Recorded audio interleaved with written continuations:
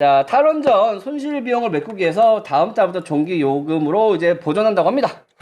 이걸 우리가 왜 책임져? 네? 이거를 왜 우리가 책임집니까? 우리가 책임져야지. 아니 탈원전 지들끼리 알아서 하다가 왜 우리가 돈을 내야 돼요? 국민들이 뽑았으니까.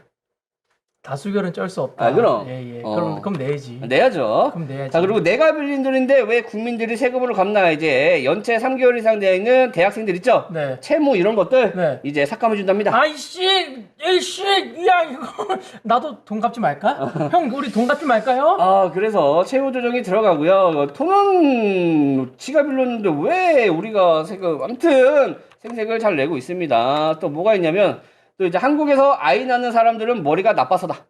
이게 누가 그랬느냐? 이화여대 석좌 교수님께서 사회생물학자인 이분께서 이제 머리 나쁜 사람은 애를 낳는다. 역시 이화여대, 여대 분들이 요즘 강력하시죠, 말씀이. 맞아요. 입담이 강력해.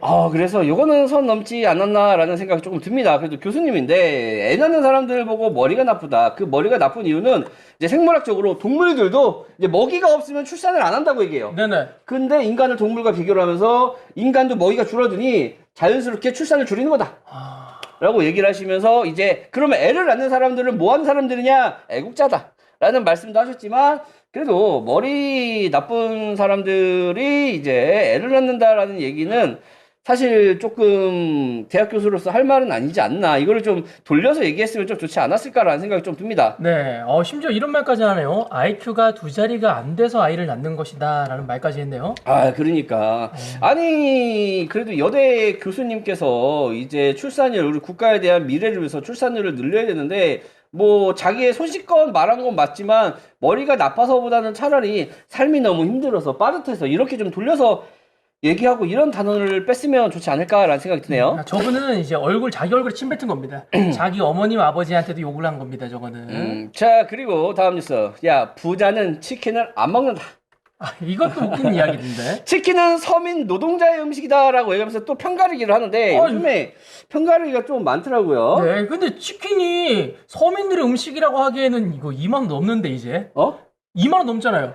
먹기 힘드신 분들 분명 있을 텐데. 부자는 치킨을 안 먹는다고 얘기하고 한국 치킨은 더럽게 맛없다고 얘기를 하셨더라고요. 네. 그래서 누군지는 말 안 하겠지만 아시는 분은 아시겠지만 이재용이 출소 후에 제일 먼저 먹은 음식이 뭔지 아십니까? 치킨이죠. 치킨입니다. 부자들도 치킨을 먹습니다. 근데 부자는 치킨을 안 먹는다고 선가리기를 이렇게 해버렸네요. 기분 나빠서 갖고 와봤고, 그리고 이제 코로나 확진자들이 조금 많이 늘면서 사실 위드 코로나가 풀린 지 얼마 안 됐잖아요. 네. 근데 다시 한번 이제 이걸 좀 단계를 거시기 하게 되면은 또 이제 좀 힘들지 않을까라는 생각이 조금 들어서 확진자가 늘고 있다라는 얘기를 해봤습니다. 근데 확진자가 3,900인데 왜 뉴스에 안 나오는지 아세요? 저희가 이제 일상 회복 단계에 들어서고 있잖아요. 네네. 일상 회복 단계에 들어서면서 정부에서는 더 이상 신규 발생자 수보다는 네네. 위독한 사람의 수로 판단하겠다라고 말해서 4,000명이 넘어도 따로 뉴스에 안 띄우는 겁니다. 정부 방침입니다. 방식이 바뀌었네요. 네. 자, 그리고 우리 재용이 형이 사과를 했어요. 왜 사과했어요? 자, 미국에서 뭘 받기에 이재용이 귀국하자마자 내놓은 비장한 한마디. 시장은 냉혹하고 현실을 지켜보니 마음이 무겁다. 왜 이런 말을 했어요? 왜 그랬느냐? 미국에 공장 짓거든요. 삼성전자가 이날 텍사스주에서 이제 170억 달러, 20조 규모의 이제 제2 공장의 투자 계획을 공식적으로 발표했다. 자, 미국 가가지고 뭐 하셨느냐? 일자리 만들고 오셨네? 일자리 만들어줬네. 우리나라 일자리 말고 미국 일자리 네, 만들고 우리나라도 일자리 삼성이 역대급으로 많이 채용을 한 건 맞는데, 네. 이제 자국에다가 이제 투자 설비를 한 것보다 이제 경쟁력을 위해서 미국에다가 설비를 이제 한다고 합니다. 우리나라 아쉽구만. 근데 나 같아도 이렇게 할 것 같아. 솔직히 냉정하게 이거는요, 여러분들이 이재용이라도 국내에다가 안 하죠.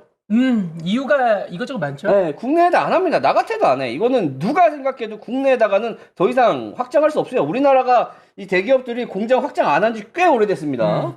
그쵸. 그래서 그랬는지 이제 냉혹한 현실을 봐서 마음이 무겁다. 그래서 미국에다가 공장을 그래서 냉혹한 현실에 마음이 무겁다고 말씀을 하셨나? 그럴 수도 있어요. 네. 이번에 뭐 특별히 바뀐 거는 이제 깜빵 갔다 오신 뒤에 나오면서 강제로 노조가 생기고 이것으로 인해 가지고 이제 채용 관련된 또 문제나 이것저것에 고민 많이 하신 것 같습니다. 맞아요. 우리나라에도 일자리를 만들었습니다. 만들었지만 그래도 조금 더 잘했으면은 국내에다가 더 많은 걸 짓지 않았을까라는 아쉬움 때문에 말씀을 드리는 거예요. 국내 삼성전자 같은 경우 국내에 지금 역대급으로 가장 많은 이제 고용률을 그다음에 사람들을 채용을 하고 있는 건 맞습니다.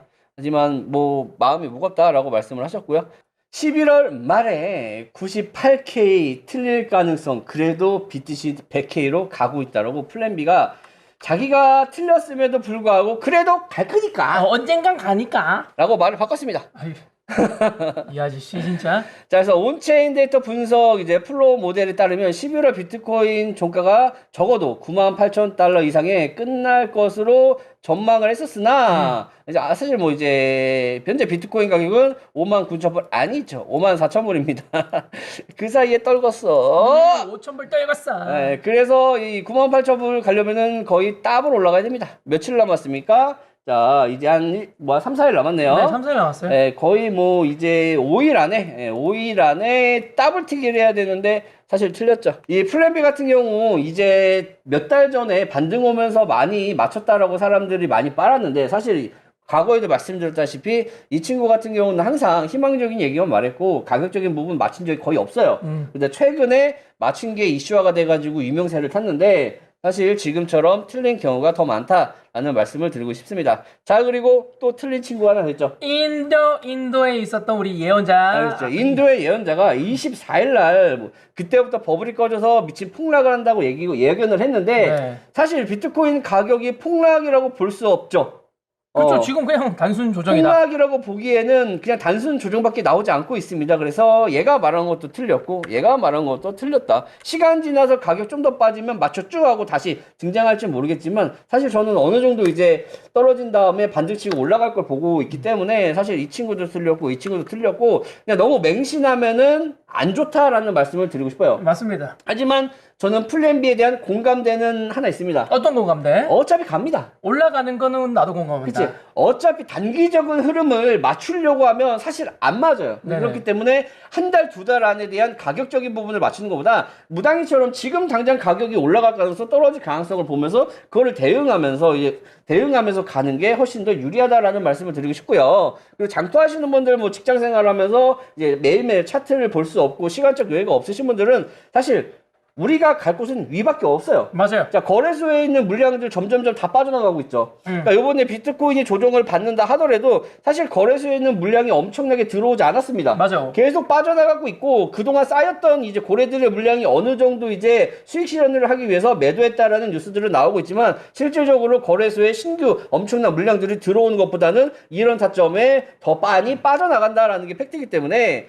사실 이런 사실을 본다면 결과적으로는 비트코인이 급상승을 하지 않을까라는 생각이 좀 많이 들어요. 갈 수밖에 없다라는 내용이죠. 근데 이거를 저 플랜 B라는 분은 월수를 말해가지고 몇 달까지 언제까지 무조건 저렇다라고 말을 해가지고 틀려버린 맞아요. 거죠. 모던 스탠리 이제 비트코인 투자 규모를 확대했다고 합니다. 3분기 보고서에 따르면 그냥 부자들은 이제 비트코인을 확대하고 있어요. 펀드도 마찬가지고 그쵸.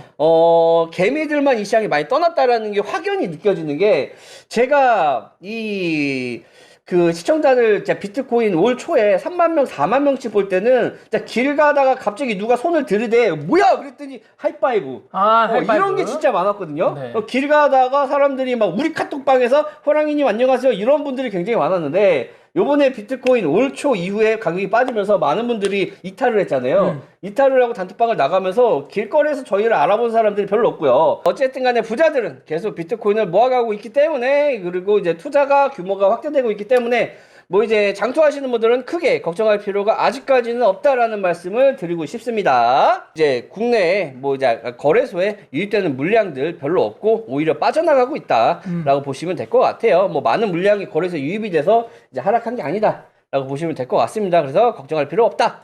그리고 무당이가 말하기를 눌렸다 가는 게 더 빠른 상승을 할 수 있다라고 말씀을 드렸잖아요. 그죠. 그래서 걱정할 필요가 1도 없다라는 말씀을 함께 깨알같이 드리고 싶어요.